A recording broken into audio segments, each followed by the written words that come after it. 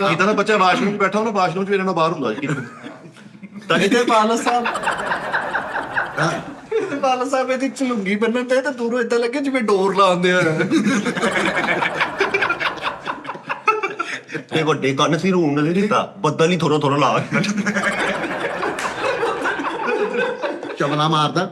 ਮੈਨੂੰ ਤੁਹਾਡੀ ਗੱਲ ਚੁੱਭਦੀ, ਉਹ ਜਿੱਦਾਂ ਮਰਜ਼ੀ ਕਹਿੰਦੇ ਰਹਿਣ। ਚਲੋ ਕਹੋ ਯਾਰ, ਤੁਸੀਂ ਕਿਉਂ ਕਹਿੰਦੇ? ਚਲੋ ਕਹਿ। ਤਾਂ ਜੀ ਆਮ ਬੱਚੇ ਰੋਂਦੇ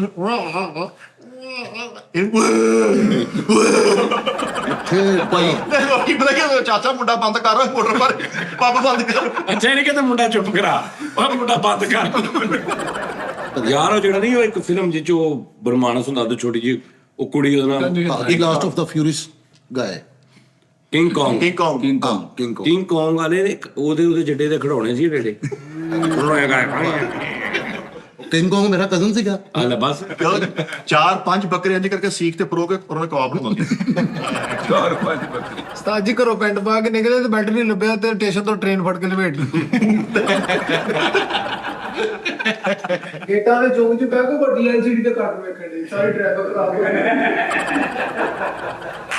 ਸਾਰੇ ਟ੍ਰੈਫਿਕ ਰੋਕੀ ਤੇ ਸਿੱਖਦਾ।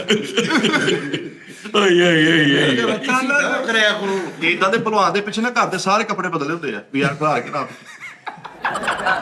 ਵੀ ਦਿੰਦੇ ਆ।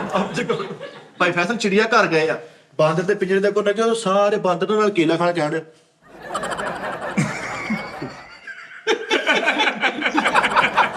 ਹਰਾਨ ਦੇਖਦੇ ਵੀ ਕਿੱਧਰ ਆ ਗਏ। ਓਰੀਜਨਲ ਬਾਂਦਰ ਨਹੀਂ ਕਰਦਾ ਜਿੱਦਾਂ ਤੂੰ ਕੀਤਾ। ਭਾਈ ਫੈਸਲ ਨੂੰ ਗੈਂਦਾ ਕਿ ਬਾਂਦਰ ਤੋਂ ਸੋਹਣਾ ਤੂੰ ਲੱਗਾ। ਪੇਟੀ ਪਾਈ ਦੀ ਉਹਨਾਂ ਨੇ ਗੱਲ ਚ। ਮੈਂ ਕਿਹਾ ਇਹ ਕੀ ਕਹਿੰਦੇ ਤਵੀਤ ਪਾਇਆ। ਭਾਈ ਫੈਸਲ ਦਾ ਗੈਂਡੇ ਦੇ ਪਿੰਜਰੇ ਦੇ ਬਾਹਰ ਖਲੋਤਾ ਗੈਂਡਾ ਕਈ ਨੂੰ ਗੈਂਡਿਆ ਜਾ ਕੇ ਪਿੱਛੇ ਹੋਇਆ। ਗੈਂਡੇ ਦੇ ਅੱਗੇ ਖੜਾ ਤੇ ਗਾਂਡਿਆ ਕਹਿੰਦਾ ਭਾਈ ਸਾਈਡ ਤੇ ਹੋ ਜਾਓ, ਮੈਨੂੰ ਤਾਂ ਨਜ਼ਰ ਆਉਂਦੇ ਹੋ ਕਿ ਲੋਕੀ ਦੇਖਣ ਆਏ। ਉਹ ਏਡਾ ਵੱਡਾ ਗੈਂਡਾ। ਆਹੋ ਗੈਂਡੇ ਦੇ ਪਿੰਜਰੇ ਦੇ ਅੱਗੇ ਗੈਂਡਾ ਇਹਦੇ ਪਿੱਛੇ ਖਲੋਤਾ ਕਹਿੰਦਾ ਲੋਕਾਂ ਨੂੰ ਭਾਜੀ ਮੈਂ ਇੱਧਰ ਆ। ਮੇਰੀ ਟਿਕਟ ਦੇ ਪੈਸੇ ਨਾ ਜਾਇਆ ਕਰ ਇੱਧਰ ਆ। ਗੈਂਡੇ ਦੇ ਪਿੰਜਰੇ ਦੇ ਸਾਹਮਣੇ ਕੁੱਤੇ ਗੈਂਡਾ ਕਹਿੰਦਾ ਸਿੰਘ ਲਵਾ ਕੇ ਅੰਦਰ ਹੀ ਆਇਓ।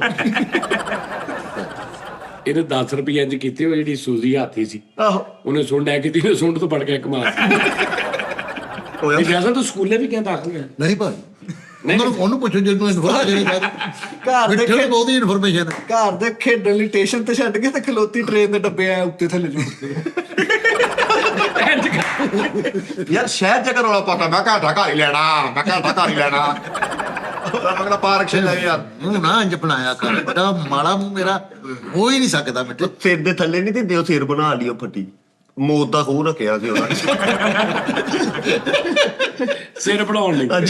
ਉੱਥੇ ਫਨ ਦੁਨੀਆ ਚਲੇ ਗਏ। ਉਹ ਜਿਹੜੇ ਪਲਾਸਟਿਕ ਦੇ ਘੋੜੇ ਨਹੀਂ ਘੁੰਮਦੇ ਹੁੰਦੇ ਇਹ ਉਹਨਾਂ ਤੋਂ ਬਹਿ ਕੇ ਘੋੜੇ ਦੇਖ ਕੇ ਫਟਾਫਟ ਦੌੜ ਪਏ। ਉਹ ਵੀ ਦੌੜ ਪਏ ਪਲਾਸਟਿਕ ਦੇ ਦੌੜ ਪਏ। ਲਾਹੌਰ ਗਏ ਸੈਰ ਤੇ ਯਾਦਗਾਰ ਵਾਲਾ ਨਾਲ ਭੇਜਦਾ ਹੋਇਆ ਸਾਰਾ ਉੱਥੇ। ਨਹੀਂ ਯਾਰ ਉਹ ਨਾਰਮਲ ਹੀ ਹੈਗਾ। ਹੁਣ ਮੇਰਾ ਹਾਲ ਮਾੜਾ ਹੋ ਗਿਆ। ਬਹੁਤ ਪੈਦਾ ਹੋਇਆ ਤੁਸੀਂ ਦੂਰੋਂ ਦੂਰੋਂ ਲੋਕੀ ਵੇਖਣ ਆਉਂਦੇ ਸੀ। ਬੜੀ ਦੂਰੋਂ ਹਾਂ ਟਿਕਟ ਲੱਗੀ ਦੇਖ ਜਾਂਦਾ ਸੀ। ਹਾਂ ਉਸਤਾਦ ਜੀ ਭਾਈ ਫੈਸਲ ਬੂਹੇ 'ਚ ਬਸ ਕੇ ਪੂਰਾ ਘਰ ਪਾਣੀ ਨਾਲ ਭਰ ਲੈਂਦਾ ਸੀ। ਅੱਛਾ ਉਧਰੋਂ ਪੈਪ ਚਲਾ ਭਰਾ ਬੂਝ ਕਲੇ ਜਿਹੜਾ ਪਾਣੀ ਹੋ ਜਾਂਦਾ ਸੀ। ਗਲੀ 'ਚ ਤੁਰੇ ਜਾਂਦੇ ਆ ਕੇ ਲੱਕ 'ਚ ਜੰਗੀ ਜਹਾਜ਼ ਵੱਜਿਆ ਤੇ ਪਿੱਛੇ ਨੂੰ ਮੂੰਹ ਕਰਕੇ ਕਹਿੰਦਾ ਆ ਵੱਟੇ ਕੋਲ ਮਾਰਦੇ ਆ। ਗਲੀ ਊਂਠ ਆਉਣੇ ਉਹਨੂੰ ਕਹੀ ਜਾਂਦੇ ਗੁੱਡੀ ਯਾਰ ਮਿੱਠੇ, ਦੁਆਵਾਂ ਦਿਓ ਪੈਰ ਧੋ ਕੇ ਪੀਓ। ਕਿਹੜੀਆਂ ਗੱਲਾਂ ਕੈਸ਼ ਕਰਾਤੀਆਂ। ਨਹੀਂ ਯਾਰ ਇਹ ਗੱਲ ਨਹੀਂ ਨਹੀਂ ਸਾਕੀ ਐਡਾ ਜੋ ਮਰਜ਼ੀ ਕਰ। ਐਡਾ ਵੱਡਾ ਬੌਂਦਲ ਟੈਪ ਸੀ ਇਹਦੀ ਗਲੀ ਚ ਊਂਠ ਆਇਆ। ਆਹੋ ਮੈਂ ਕਿਹਾ ਬੂਜੀ ਕਿੱਧਰ ਤੁਸੀਂ? ਨਹੀਂ ਤੇ ਊਂਠਾਂ ਨੂੰ ਇੰਜ ਕਰਕੇ ਸੀ